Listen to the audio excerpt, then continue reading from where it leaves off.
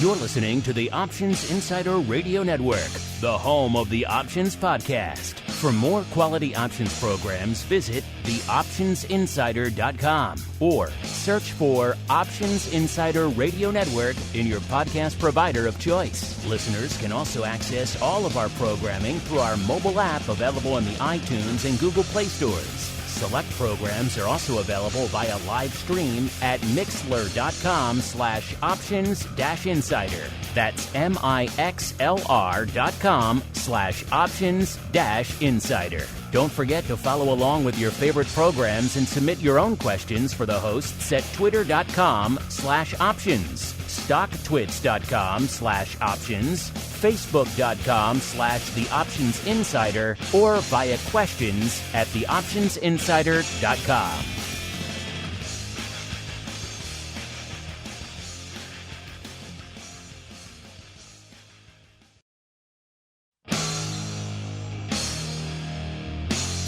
And now, it's time for the show that breaks down the options market from unusual activity alerts to market analysis, strategy overviews, listener questions, and much more. If it involves puts and calls, then our all-star panel will break it down. It's time to hit the Option Block with your host, Mark Longo from the Options Insider Media Group, and co-hosts, Uncle Mike TOSAW from St. Charles Wealth Management, along with Mark the Greasy Meatball Sebastian and Andrew the Rock Lobster GIOVINAZZI from OptionPit.com. And now, get ready to hit the Option Block.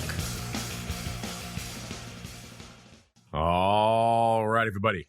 That music means we are back once again for episode 2 of your bi-weekly options extravaganza, known far and wide, hither and yon, as the Option Block. My name is Mark Longo from theoptionsinsider.com, as well as, of course, from the ever-exciting, at least we tend to think so, Options Insider Radio Network. Remember, if you like what you hear, keep rating and reviewing on your platform of choice. Really just help the new folks, and they are legion, continue to discover the content. Of course, if you want to go above and beyond, you want to get exclusive content like our great Pro Q&As. Had a great one on Tuesday, as well as, of course, Options Oddities coming up every Friday, as well as great giveaways, as well as live access.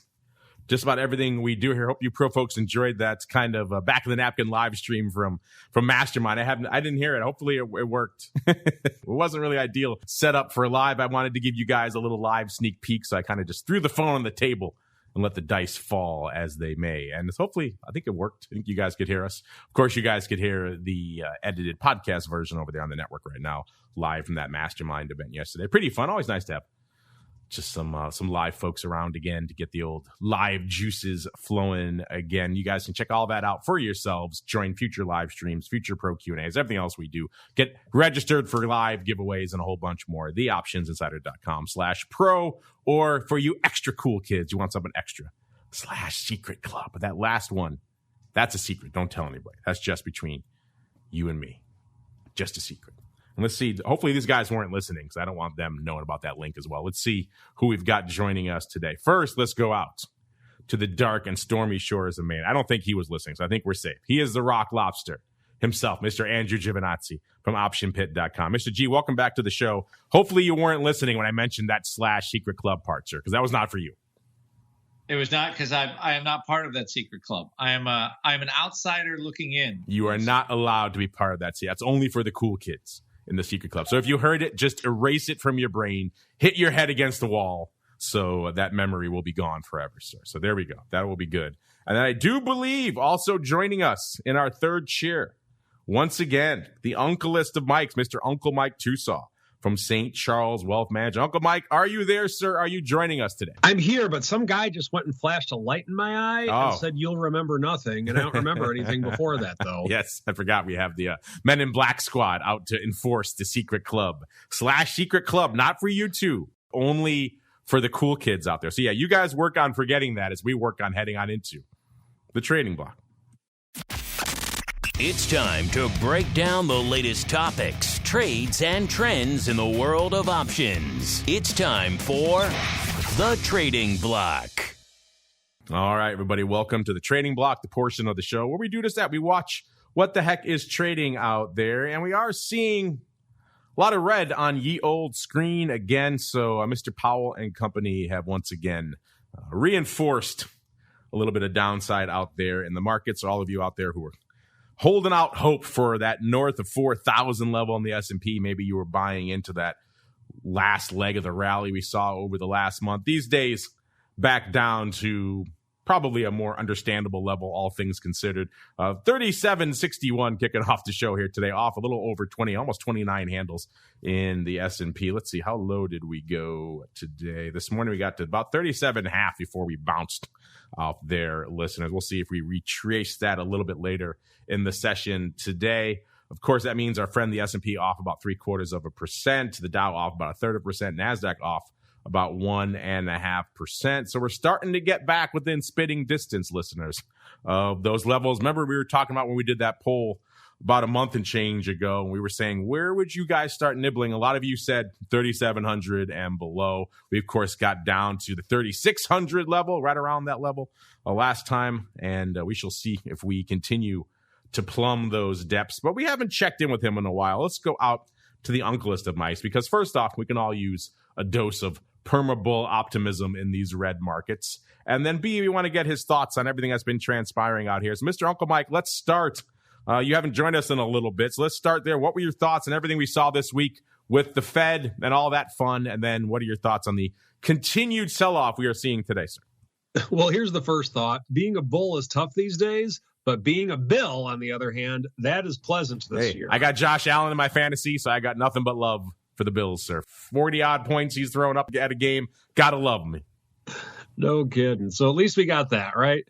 No, I mean, looking at it, we need more medicine, it looks like, from the Fed, in that they were planning on stopping here, but now they're going to go up above 4, which I think people thought they were going to do. So it looks like for now we might get another 150 basis points on the year. And so 275s or maybe 125 basis points, who knows? But whatever it is, I think that they're very bent on stopping inflation is what they want to do right now. And so the thing that concerns me about the government is that oftentimes they get so focused on wanting to fix something that they don't see what else is happening, because right now it's inflation, inflation, inflation, inflation. That's just the talk, and that's the thing. We need to stop inflation. We need to stop inflation. And yeah, no doubt there's anyone who's bought anything in the last few months knows that inflation is definitely a factor. But at some point, my concern is that I'd like to see the Fed look ahead a little bit, in that do we need to just be so reactive to this, or do maybe we need to take our medicine a little bit and deal with the rising prices a little bit? So I'm not sure. I don't claim to be a Fed policy expert, but what's concerning me is that a lot of times when there's a problem, our government can be very reactionary. And I'm concerned that they might be a little bit too reactionary to this problem. Now, in terms of the market itself, for the long term, I just want to remind everybody that 100% of the time when the market has come down in years past, 100% of the time, whenever we've had any bear market, any downturn in the market, 100% of the time, the market has come back to make new all-time highs. Now, of course, when is the key word to that? And I know I'm leaving that out, but my point is that if you're holding on for the long term, history dictates that long term, the market will come back. Now, with that being said, in the short term, holy cow, we got some concerns here, to say the least. We're down 20%. And so whenever we're down 20% and we're in September, oftentimes it's not very likely that we're going to end the year positive based on historical precedent. Now, does that mean that we can't? No, we could easily end the year at 4,800 and have a great year, and everyone will say, holy cow, that was the craziest year ever. That's very possible. However, the thing that I still want to point out is I'm just looking at just a 3-year chart here, and this is not going to be a technical analysis piece here, but I'm just going back to March of 2020 when we had the COVID news hit the bottom or make the bottom of the market, 21.91. And then we fast forward to January of this year, which is roughly a 20-month period of time. And at that point in time, we're at 48.18. That's more than double in less than 2 years on the S&P 500. So whenever you have a big rally like this, even if it was because of COVID, even if it was because of all of the money all the free money that was being given away and all these high valuations, this, that, and the other, I'm a simple guy. And when the market doubles in that short of a time frame, you're going to have a pullback. And the fact that we're at this 37 in the mid 3700s, it's not exactly an awful place to be, all things considered. Because let's go back to March of 2020, and 3700 was something that not a lot of people were thinking was going to happen. But then it happened by the end of the year. And then from there, we had another huge year in 2021. Now it's 2022. We're getting a little bit of a pullback. That's normal, folks. I don't care what happens or what's going on with the world, this, that, and the other. When the market moves up very quickly, you're going to have some pullbacks. Now, the other thing that I think is very interesting to watch is just the shellacking of the 10-year note. I've been of the school of thought that most of the fear of the Fed raising rates was factored into the 10-year note. Well, they're going to raise them some more, so it got factored in even more with the sell-off that we're having in bonds right now. Now, all I can say for some personal positions is people thought I was crazy when I wanted to hedge my U.S. government treasury positions, and I'm kind of glad I did right now. So I'm pretty happy about that part of it. So we do have that. And then in terms of the commodity world, well, that's always interesting to look at because Powell even said yesterday in his press conference, it does appear that commodity prices have peaked. Well, who knows if he's right or not? And I don't know. I'm guessing he doesn't have a trading account that he looks at, but that is what he's saying anyway. Looking at oil, we are in the low 80s at this stage. So we do have that. We're not over 100, and it has come down pretty significantly off the highs this year. Now, does that mean it's peaked? I have no idea, and I don't think Powell has any idea either. He just said that it's appeared to have peaked. So I don't know if I would necessarily read a lot into that either. And then finally, Bitcoin still sucks. And that is my analysis of the day. Powell doesn't have a trading account. He doesn't need one. He just borrows Paul Pelosi's whenever he wants to sling some size out. There you go. But intriguing stuff. He does insider trades on stocks. Why would he have a commodity trading account? That's he can true. Get tips for stocks. That's true. He doesn't need it. He just goes all in on all stocks, baby. Speaking of all in, our listeners have learned, Mr. Rocklouse, they learned to claim victory early and often. We have in our live chats, Unlimited saying his Packers Bears guess for VIX close on vol views is actually looking pretty good because the score of that game was 27-10. So 27-10, not terrible. So he's claiming victory early, Mr. Meatball. Mr. Rocklouse. So he has learned. He has learned in the VIX game. You claim victory early and often, sir.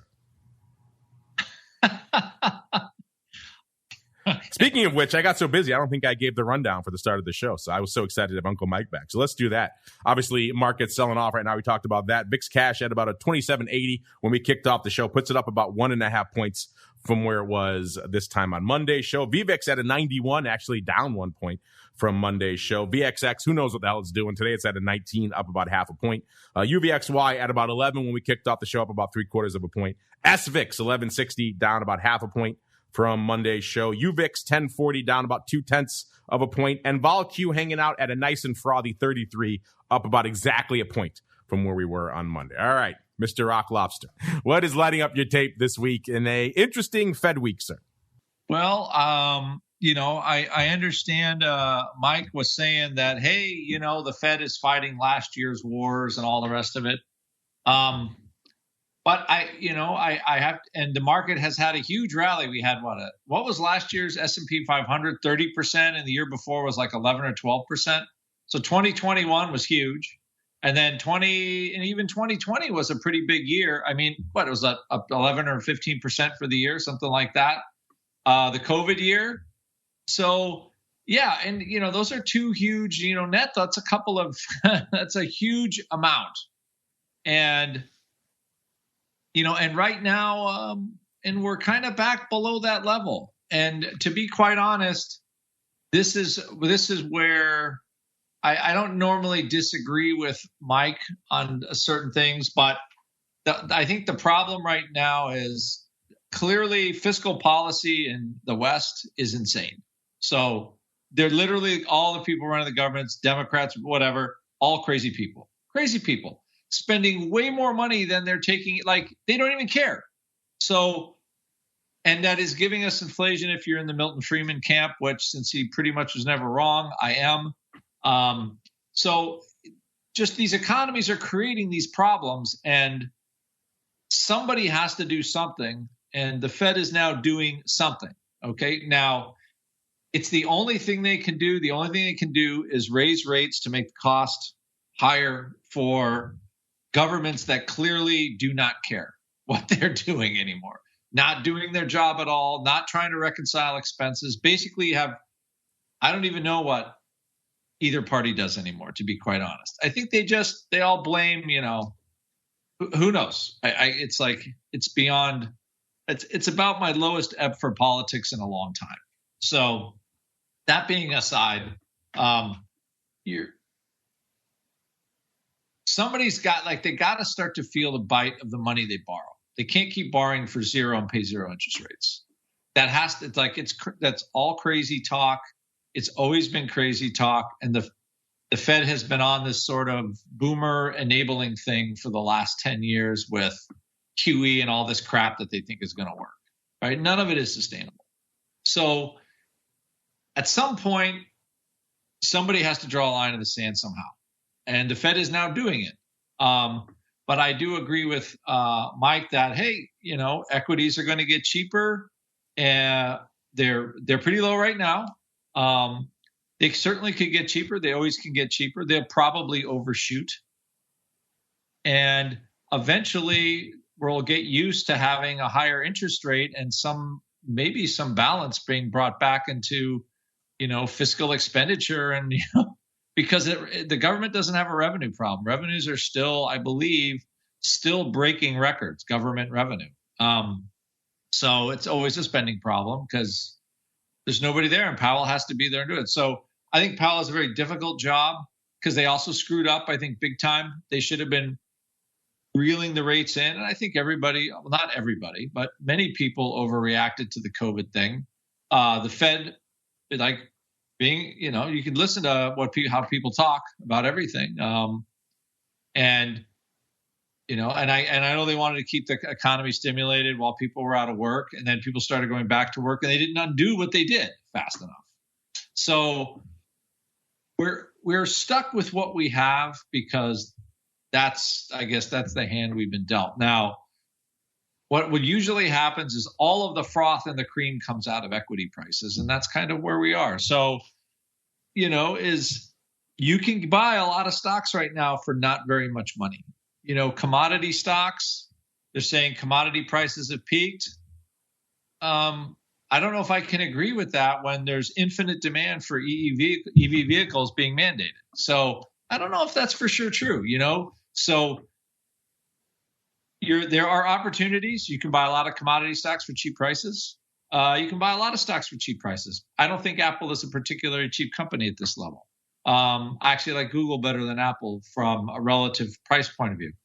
I don't think Tesla's a purchase at this level. It's still too expensive as a stock. That doesn't mean I'm right. I just think it's expensive, and I don't buy crazily priced stocks. So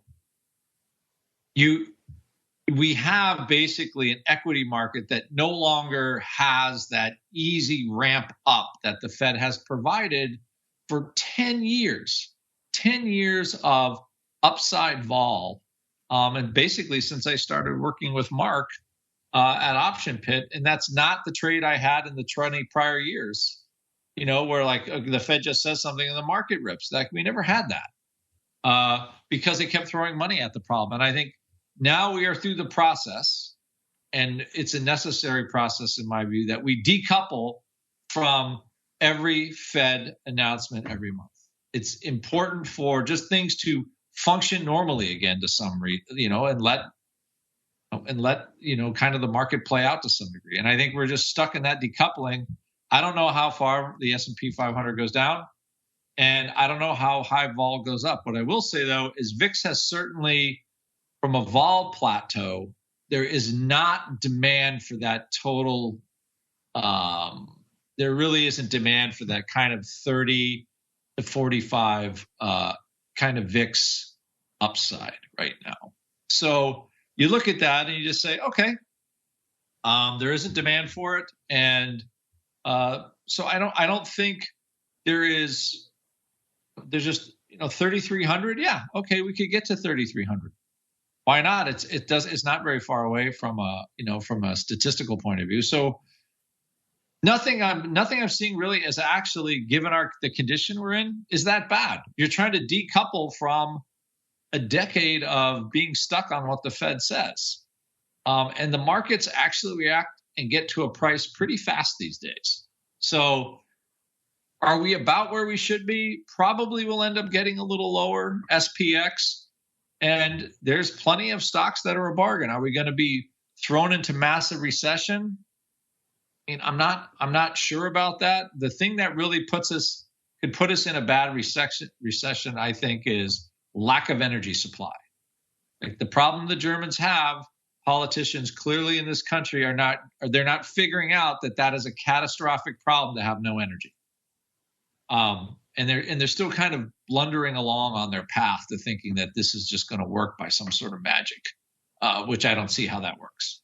So you have to think, are we going to continue on this path of just, not seeing the forest through the trees from the energy part? That to me would be a major problem. The fact that bonds are 4%, well, hey, all of a sudden the Fed's doing what they need. They're generating some interest in bond buying at a higher rate when they go sell new paper. And all of a sudden a 4% treasury bill probably looks pretty good relative to an equity all of a sudden. So again, this had to be done at some point. And all we are is back to 2008 interest rates. And heck, we had a whole housing melt up when rates were 6.5%. So I don't think anything is as catastrophic as it looks. But politicians could make it worse, right? They could make it worse by making energy disappear, which is what the Germans, and that problem is actually spilling and radiating all the way out, right? They cut the Russian supply off without really thinking about it. Europeans had no energy. And now we're dealing with all these shocks and all these inflationary shocks that I think at this point, our huge amount is just coming from that problem.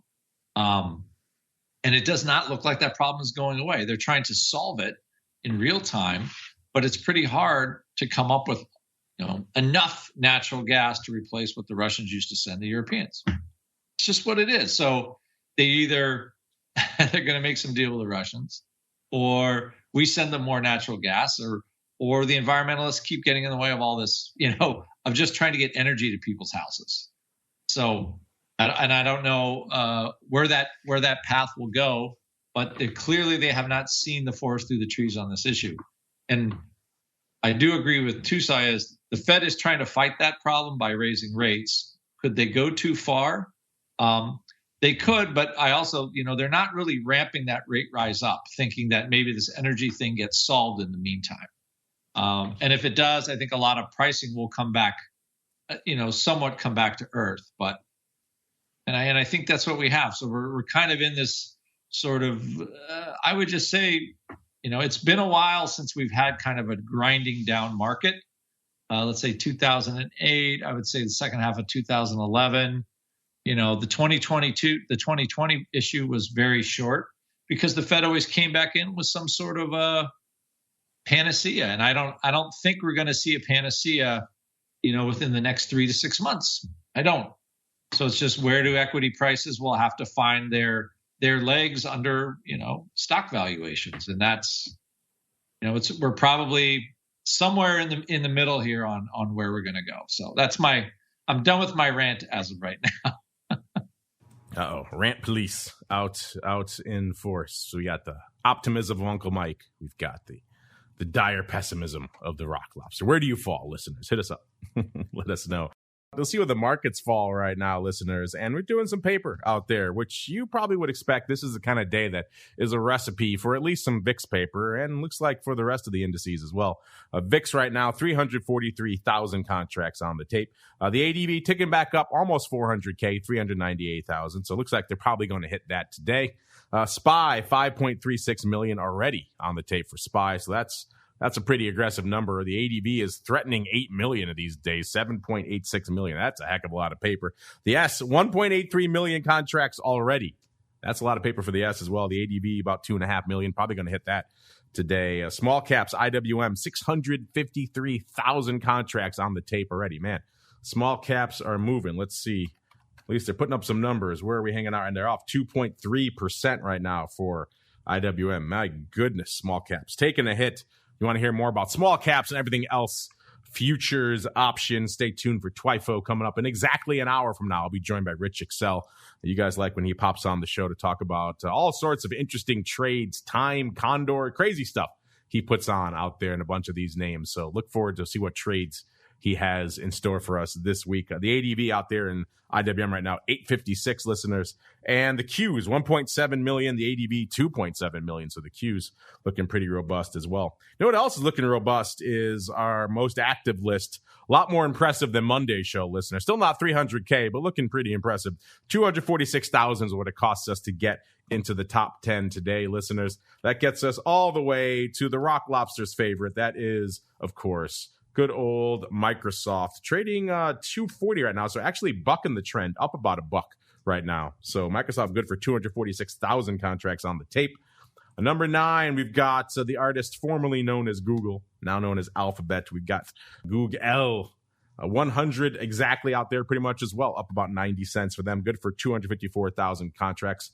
Number 8, this is, if you've listened to Oddities, we talked about this name a few times. This is Luminar Technologies, making it onto our top 10 most actives today. I haven't seen that in quite some time. Ticker symbol LAZR, LAZR, trading $7.50 off, I should say.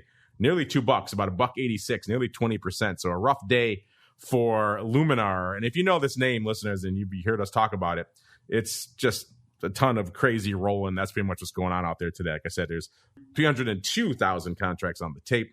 And we've got 30,000 of the 8 puts, 30,000 of the 7.5 puts, 25,000 of the 10.5 calls. There's spreads and rolling just across the board here, listeners. That's pretty much where all this paper is coming from. It's kind of like a charge point in that sense. That some funds have clearly grokked to this name, and they're just rolling aggressively, almost seems like on a daily basis out there. Today, good for 302,000 contracts. Number 7, haven't seen this one in the top 10 in a little bit. This is Ford, 317,000 contracts. Ford looking a little lighter than it was, let's say, a few weeks ago. Like the rest of the market, of course, as well. $12.94 right now, off about a dime out there. We were at, what, a 15 handle not too long ago. Yeah, 15.93 on about a month ago in August. So obviously a far cry from that, down about $4 out there. Well, $3 actually right now. And then we'll see what the future holds here for Ford. Intriguing stuff. 317. I know they can't make some of their stuff fast enough, and other stuff they're having issues with, as with most domestic automobile manufacturers out there. Number 6, the artist formerly known as Facebook. Now they are ye old Meta. I know Brian's been talking about them in his OPR, talking about the drama of Meta out there. So check out OPR if you haven't for his recent take on all this drama. Meta bucking the trend out there as well today, up about $1.30 or nearly 1%, trading right around 143.5. Again, good for 356,000 contracts. Number 5, it's AMD, kind of back to where it usually is hanging out in our top 10 listeners, which is the 4 to 5 spot. Today it's 448,000 contracts. It's off nearly $4 or 5%, trading 70.65 right now for AMD. And then number 4, also kind of back to where it normally is in our top 10 countdown. It's NVIDIA, 476,000 contracts. NVIDIA taking it on the chin today, 125.96, off about 660 or about 5% on the day. So they're coming for NVIDIA today. Number 3, it's the Amazonians. Let's see what the Amazonians are up to. They're up to 529,000 contracts right now, listeners, and they're off about $1.70 or about 1.5%, trading a little bit shy of 117 out there. And then numero due and numero uno, you can probably guess those, listeners. Due, we've got the old fruit company, 1.1 million contracts on the tape. It is selling off about $1.10 or about 0.75%. Still trading 152.60 I'm kind of with the Rock Lobster on this one. I think Apple could certainly use a little bit more lightening of the old load out there before I would be intrigued. Listen, like that long ago, we were talking about, can Apple hit the power strike? It got down to 130. Then they said nope, and they rallied it all the way back up to about 174, and they have clipped it now off about 22 handles from there. But what is your level where you would be intrigued by Apple? I know Uncle Mike hasn't hit that level yet, but hit us up.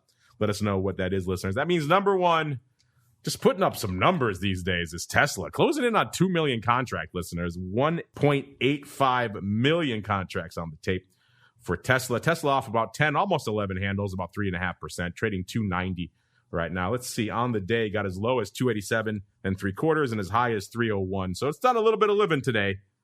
That's good for nearly 2 million contracts. So Tesla on fire today. In terms of earnings, not exactly on fire, but we do have some names popping off this week. We got AutoZone on Monday.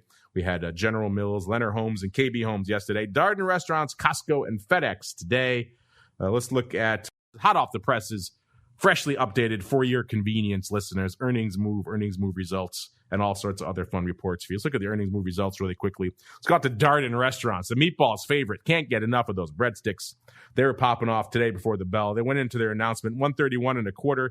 They came into this report 124.71. So they were pricing in 5%, and they moved almost exactly 5%. So pretty much in line. Exactly. Let's go out to KB Homes really quickly as well. They were yesterday after the bell. 28 even is where they went into their announcement. They're pricing in 6.5%. They delivered 3.7%. So a little underperformance. Of course, if you wait through to today's movement, might be more in line. Again, it's all about frame of references out there, listeners. Oh, you know what? You know what else was popping off this morning? Good old MANU, a.k.a. Manchester United, a.k.a. the name that people were alleging that Musk was manipulating with his tweets about buying it not too long. A lot of people forgot that it was a publicly traded entity. It popped off today before the bell. They were pricing in 5.2%. It was at 13.5 going into this announcement, by the way. They delivered 1%, so dramatic underperformance. In fact, right now it is back to $13.5. So it is literally unched. So all that Musk-related juice they priced in has just gone away. So no joy for the premium buyers out there in MANU. Costco coming up after the bell today. $4.93 even is where they were trading. They're pricing in 19.25. So again, when we're talking about the upcoming move reports, listeners, those are priced in dollars. 19.25. In the past, they've moved about $9. So they're pricing in a hell of a lot of juice for Costco. That is something. And then FedEx, of course, market mover that they are these days. They're after the bell today as well. 153.25.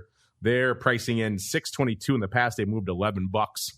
So we shall see what we have in store for us after the bell today. But intriguing stuff. Our season, of course, hanging out at 115 right now for the last cycle. We are waiting to re-rack and rerun for the next cycle. Speaking of re-racking, I should say, we've got Darden Restaurants. So Matt and his team loading up on some straddles out here in our earnings trade reports. In particular, it's some 140 straddles, picking up a couple of them here. So check out that earnings trade reports, new long straddles being added to the docket out there, listeners. Speaking of adding things to the docket, let's see what we're adding today. It is time for the Odd Block. It's time to break down the most interesting, unusual, and downright questionable options activity that's been identified by theoptionsinsider.com. It's time for the Odd Block.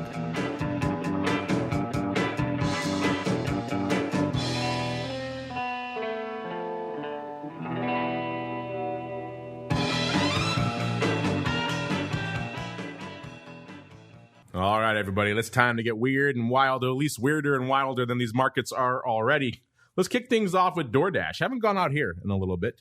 Ticker symbol Dash, of course, DASH. Trading right now $54.5, off about 2 3/4, or nearly 5% on the day. On the year, different story. Obviously, a year ago, my goodness, 217.66. Obviously, DoorDash, one of the darlings of the pandemic, up there with Zoom and Peloton. It got up to as high as 257.25 in November. And then they have just come for this thing ever since. The low is right now. In fact, my chart is wrong because it says the low is 54.49, and we are already printing 54.44. So the low is as we speak, listeners out there. So rough times here for DoorDash. And it seems like Mr. Rock Lobster, somebody out there is concurring with those tough times and thinks perhaps we may have more to go. So we got a sizable print going up this morning on the put front, in particular the D30 puts. So I said we're at about a 54.5 right now, listeners. Almost 20,000, 19,876 of the D30 puts went up. Paper pretty much lifting the offer for 85 cents. That's a 98 vol. If you are intrigued, listeners, the stock was a little bit higher. It's 55.35 when they went up. The next announcement is on November 3rd, so there will be earnings, obviously, between now and December expiration. So you get at least one cycle baked in there as well. But still, Mr. Rock Lobster, these 30s, my goodness, they are preparing for perhaps a long, hard winter ahead, sir. What say you for the DoorDash folks out here? This is one of those companies that I get why, I get why people were interested in it. I don't see how this model makes money. Has it ever made money? DoorDash? I get it. People want food to be delivered and all that kind of stuff. Just the cost of it overall, it's just never something I remember. And it got to be some crazy price. I don't know. I just see it kind of, I don't know, just going away somehow. So it looks like somebody's buying some puts, and I don't blame them. I don't see how, this is the kind of thing, especially as the economy might get a little rougher, people aren't going to spend the extra money to have food delivered, and it costs a lot to get your food. So anyway, it's just never been a business that I thought was a great, I never thought it was a great business, but I could be totally wrong. Of course, I live in the middle of nowhere, so what do I know? I was going to say, is there a lot of DoorDash opportunities in the sticks of Maine? Yeah. And that's the thing. There's no way you'd make any money. It's for us city folk to do such crazy things. By the way, our chat is disagreeing with you. Our chat says they make a ton of money because they charge $20 to bring coffee to your door. You know what though? But I think but the margin of the delivery is so expensive. It's not like you're filling up a FedEx truck and, they make 100 package deliveries a day. And those guys, I think the model is a little more difficult to pull off.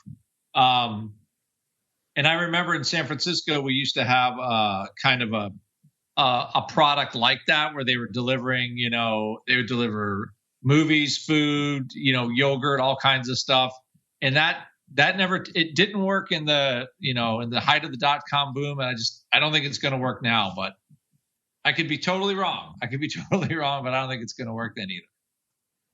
It had a brief as far shining. As buying puts go, I think, buy the puts. Buy the puts. So maybe that's you loading up on those 30 puts. Those are pretty far out there, but if you believe the Rock Lobster, we might have more downside to go here. And yes, they are ridiculously expensive. $20 cup of coffee bringing to your door out there. It's just the start of the fun out there. Let's see what kind of fun we have. This is a newcomer to the Odd Block. Always nice to have a newcomer squeezing its way in there. This is Redwood Trust. Lots of trusts floating around out there, listeners. This one, ticker symbol RWT, trading 641 off about 42 cents or 6.15%. So a rough day here for Redwood Trust. Let's see, on the year, a year ago, they were trading $12.67 a year ago. They got up to their high for the year of about $14.20, close to it, right around November. So pretty much in line with the market. By the way, this is a residential acquisition corporation, one of their subsidiaries, so obviously involved in real estate. And let's see. This one has since sold off pretty hard. It got down to $6.77. That was its previous low for the year. That was on June 16th. And they tried to rally it. It got up to $8.79 on July 28th. And that was all they wrote for. They pretty much sold off again to $7.30 back last week. And now they're selling off again to the new low for the year. It hit $6.30 this morning, and that was the low for the year. So rough times here for RWT. And it seems like, Mr. Rock Lobster, someone's coming out here and saying, you know what, we're not seeing a lot of action anytime soon here for good old RWT. And if they do, they don't mind dumping some stock to the upside, because someone coming in this morning blasting away at 10,000 of the Jan 7/2 getting a whole whopping 15 cents for these listeners. Again, it's not a meme stock, so you're not going to get triple-digit vol for these calls. They got a 38 vol. That amounts to 15 cents. A nickel off the bit, so they got a little bit better. They could have sold them for a dime, so they got a little bit better. The stock was a little lower as well, 6.33, so 15 cents for these bad boys. The next earnings between now and January is on October 26th. So, Mr. Rock Lobster, someone deciding this REIT, this trust ain't going anywhere anytime soon, so they're going to generate a little bit of their own income in the near term, sir. What say you? I think so. I mean, when you look at these, I mean, it's a very little amount, but 2% when the market, you don't expect the market to do very much, might sound like a lot of money at some point. So I think that's just, I think that's the market that we have with vol so high in general. You probably never even would get a bid for these things under normal circumstances, and 20 cents. And there's some bids out all the way, which is kind of funny. But as of right now, it just, when you have an investment trust and you're selling calls for 15 cents, that's that's not you're not looking at the rosy case scenario anymore. No, REIT's already not really super sexy, and then now calls for 15 cents. You're not adding a lot of sex appeal to it, but you got to get what you can get. I understand what you're doing. All right, Mr. Rock Lobster, we want to leave some time for Uncle Mike, so I'll let you choose our final victim here. You want to go to Camping World, Magic Software Enterprises, or Robinhood? Let's go to Hood. I had a feeling you would go to the Hood. Yeah. Let's go to the Hood. Rock Lobster and I heading to the Hood, a.k.a. Robinhood. Haven't delved out there in a little bit. Robinhood right now, 971, off about 21 cents again, or 2%. Obviously well below that 10 handle yet again, but also above the lows. I mean, we got into a 6 handle. So Robinhood not looking the worst it has looked. It was a year ago, 47.84, and it's pretty much looked pretty much straight down ever since. Obviously, it's bounced a few times. That 6 handle hitting it most recently looks like in June. So they have rallied off that level. Obviously, also recently they got up to as high as 11.25 back just a week ago. Actually, they were trading 11.25. So they are coming back for this one again. And what do we find out here in Robinhood today? It looks like Mr. Rock Lobster, someone taking the same approach or similar approach to what we saw in the REIT, but going a little bit closer to home, going out into the weeklies, in particular the September expiring on the 30th, 11.5 calls, which again is close to where we were trading just a week ago in Robinhood, and blasting these away for 33 cents. We saw a block of 3,000 going up this morning, again, for 33 cents. That is an 84 vol still, listeners. So that's a fairly decent vol. Again, far juicier than what you're going to see out there in a REIT. And then we saw another 1,500 block going up, looks like around the same time. Let's see. Yeah, about exactly the same time, for 32 cents. So they sold 4,500 of these things. And as the day has gone on, Mr. Rock Lobster, a total of, get this, 55,000 of these SEP, 55,000 of the SEP 11s have gone up. But we noticed the SEP 11 halves, but clearly there is a palooza on the 11s going up here as well here, listeners. So a lot of fun going on out here in Robinhood, Mr. Rock Lobster. What are your thoughts here on the overwrites here on the 11 halves? And then also apparently a big palooza of the SEP 11s expiring tomorrow, trading today as well, sir. What's catching your eye out there? Well, I think there was, apparently I saw a note about, and I'm surprised I didn't have it to see in your show notes, but maybe for Friday, that the SEC was going to let payment for order flow stand. Did you see that? I just saw Twitter snippets, which I never believe anything, by the way, so listeners, but Robinhood was up pre-market this morning on that. Not sure if it's true or not. But I got taken out of my stock, on the wheel trade, and I have not got back in. And it does appear that I think somebody took the rally today and sold some calls, and they're probably happy they did, because it was trading 10.5 this morning, something like that, 10.75 pre-market. So it appears to be an overwrite, and then anybody that bought calls is just going to be unhappy, because for right now, Robinhood is going to be an unhappy call purchase. Looks like some of these 11s actually got up to 31 cents this morning. So yeah, that's going to be a bit of an ouchie for whoever bought those. It looks like they traded about 1,000 times close to it for 31 cents. So yeah, intriguing stuff. Oh no, they traded up to 39, almost 40 cents this morning. So yeah, some good prints for the. Yeah, I'm seeing these reports flying in now as well that the SEC. It's a report. I'll have to go dig in and see if this is true business here. But that is obviously the big cloud.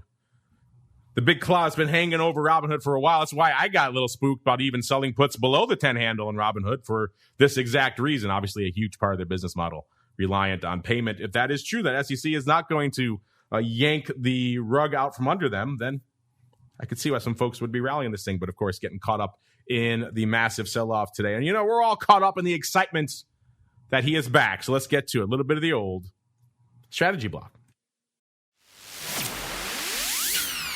It's time to dispense options wit, wisdom, and education. It's time for the Strategy Block.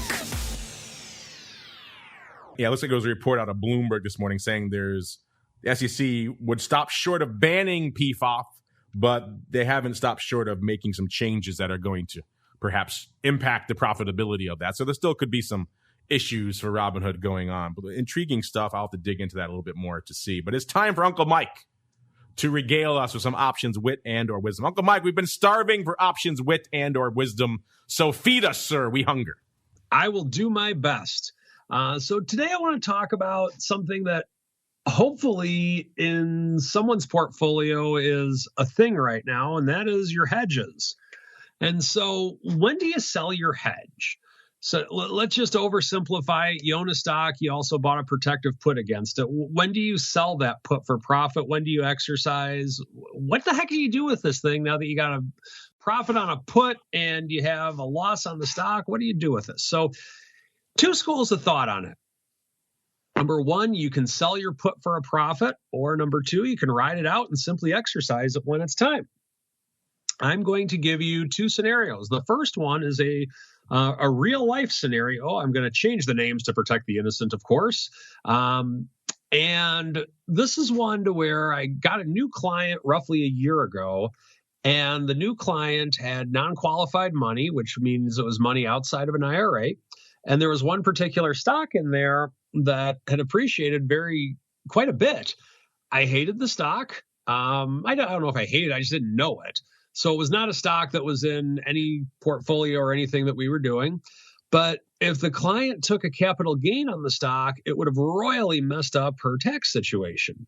So I had a long conversation with her accountant, and what we ended up doing on the stock was just collaring it. So we sold a covered call against it, and we bought a protective put on it. Well, that stock has since then taken a royal bath. It is getting killed. So at this stage, where we're at right now, we don't want to take any capital. The client does not want to, and this is part of the plan that we made with the accountant a year ago. We don't want to take any capital gain on the stock this year, or capital loss for that matter. So with that specific stock, the put is worth $1 bajillion and the call is worth like a nickel or something like that. For tax purposes, I'm doing absolutely nothing. And if this stock continues to be at these low levels or goes even lower, whatever the case may be, my plan in this scenario is to exercise the put option come January. And by doing that, we will have a capital gain on the stock because we will have sold it at a higher level, but the capital gain is now long-term. And so from there, we actually are in a situation from a tax standpoint to where it makes sense to exercise the option. We're dictating our rights and using our rights for tax purposes, as well as protecting market risk. Remember, when you own an option, you have the right, but you do not have the obligation to exercise it. And in this case, what our plan is if the stock stays in the tank like this, we're going to be exercising the option come January and then recreating things with that money in her portfolio. She made a nice gain on the stock. The stock got killed, but no issue with it whatsoever because of the fact that we had a put option in place. So that's one school of thought of how to handle a hedge that's going in your favor. Now, the other way with which to do it is that you want to take profit on it. And so let's say that you own a stock, it's way down in value, but your put's way up in value. Well, of course, selling the put could be a way with which to capture some profit from your hedge. If you do absolutely nothing to it and the stock goes up just a little bit, you may have a missed opportunity. Now, whether that's the right thing to do or not in your situation, I have no idea. Everyone's situation is different. However, the second concept that I want to just share with everybody is that, let's say the stock is down in value, but you're like, man, I wish I could buy more of that stock now at this price. I liked it up at 80. I love it now that it's down at 60. Well, great news. If you're in the second scenario, you can buy more stock at that level. What you can do is you can sell the put option for a profit. You can use that profit to buy more of XYZ stock at 60 or whatever the price is, and then you can get your wish. You then lower your cost basis on the stock. Cost basis, of course, based upon where you get in, not for tax purposes. For tax purposes, you'd still have separate cost bases. I don't know if that's a word or not, for the different shares with which you bought. So that's another way with which you can do it. Or you can just sell the put for profit, sell the stock and say, I'm out. I don't like this stock anymore. Time to find something else. So hopefully that can help you if you are trading married puts on stocks. And that is the special Thursday edition of the Strategy Block.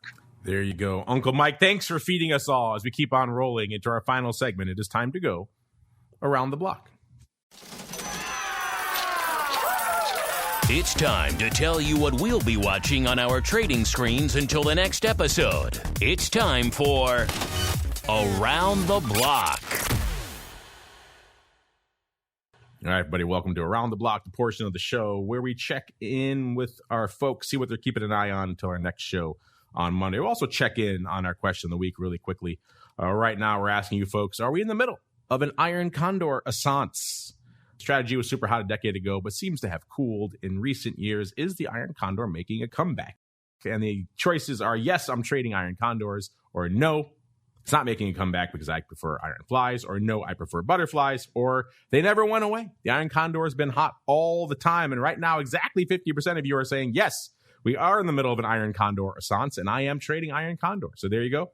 And then no, number two, 31.8% saying you prefer butterflies. There is no iron condor assance.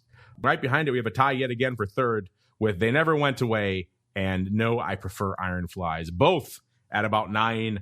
Mr. Rock Lobster, do you think we're in the middle of an iron condor assance? And then B, what are you keeping an eye on until our show on Monday, sir? You know what? I think the iron condor actually is quite a fine type of trade right now. Normally, I would not say so, but in my view, we've taken that quick upside out of the market, save for Putin, basically given up in the Ukraine, which is possible, and hopefully it is, just for all the suffering that's happened needlessly for it. That would be great. I think that's the only thing that makes this rally, and we still have the reality of the fact that we have all the other issues we have going on, but that would definitely create a shock. So for the most part, I think this is a good iron condor market, relatively manageable without really because we're already down here. So I think it's a manageable trade. So I don't think it's bad at all, given the current condition. And that's what I think about that. As far as what I'm watching, do we kind of break through this 3,700? Do we get a little lower? My sense is just everything kind of gets sad to a point where people stop selling, and they just get used to what we have, and we kind of have what I would call a functioning market again, where it's just, hey, it's news, it's earnings, it's based on fundamentals, and not just how much money, how many trillions the government or Fed are going to inject. So I'm looking forward to those days. I want them to be back, but we'll see. So I'm waiting for that. And Mr. Uncle Mike, same question for you, sir. Do you think we're in an iron condor assance right now? And B, what are you watching until Monday's show? I lived through the golden age of retail iron condor traders when my days at Options Express, when people would literally call me stupid for not doing them myself right there on the spot. And it was like nothing I've ever seen in my life. In terms of, are we at that level with the retail crowd? I don't see how it's possible to ever get to that level of craziness for people loving the condor. I personally, I can't do, I like them. I like the concept of it, And over the course of the last couple of weeks, I've gotten them up on my screen. I'm like, okay, I want to do this, but I can't pull the trigger on it because if for some reason we do have that snapback, I can't take on that risk. And the bull in me, it just cancels out the bullishness in me. So I can't do it. So from that standpoint, we might be back, but I don't think we're anywhere to the level of where we were the golden age of condors about 12, 13 years ago. In terms of what I'm watching, I'm with Andrew watching the 3,700 level, seeing if we hold that. We're at some key marks right now, again, in terms of where we are, because we're approaching the levels of the close of 2020. So watching to see if we can hold that. The close for 2020 was 3,756. So watching that, we did dip below it briefly earlier this summer. So seeing if that can be held. And then I think the next level of support would be around the 3250 level, which would be the open of 2020. So that is what I am watching.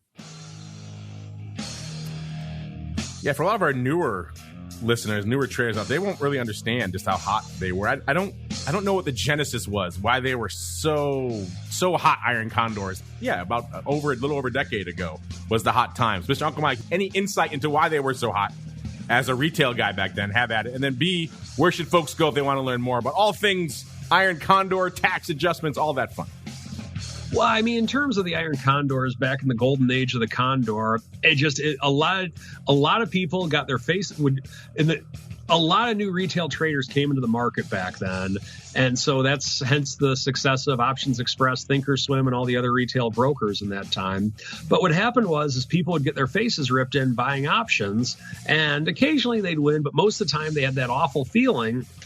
And then all of a sudden, 1 month, they trade these super high probability condors. They do great. And then we had a market to where they worked for about 1 to 2 years. And it was the combination of just this free printing press of money that came in that just spread like wildfire, like nothing I've ever seen among the retail world. And that's where that was.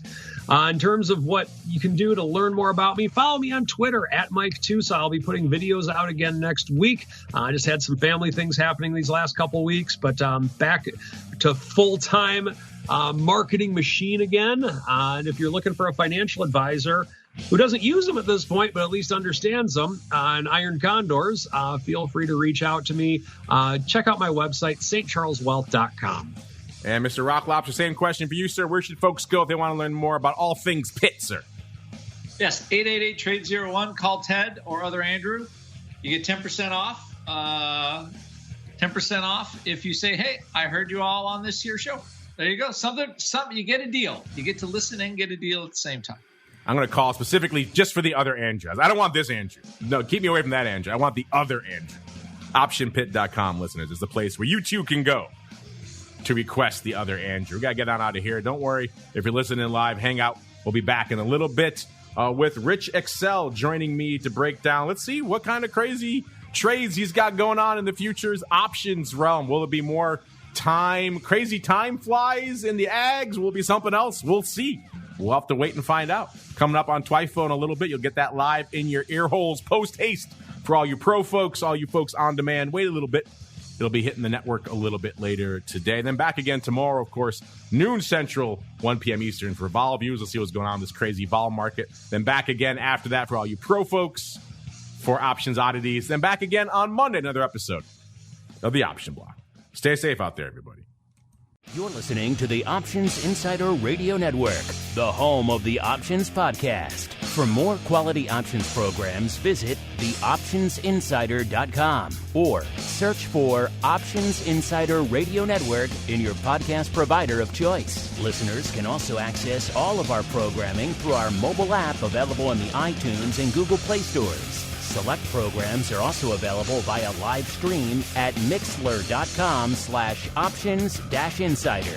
That's mixlr.com/options-insider. Don't forget to follow along with your favorite programs and submit your own questions for the hosts at twitter.com/options, stocktwits.com/options, facebook.com/theoptionsinsider, or via questions at theoptionsinsider.com.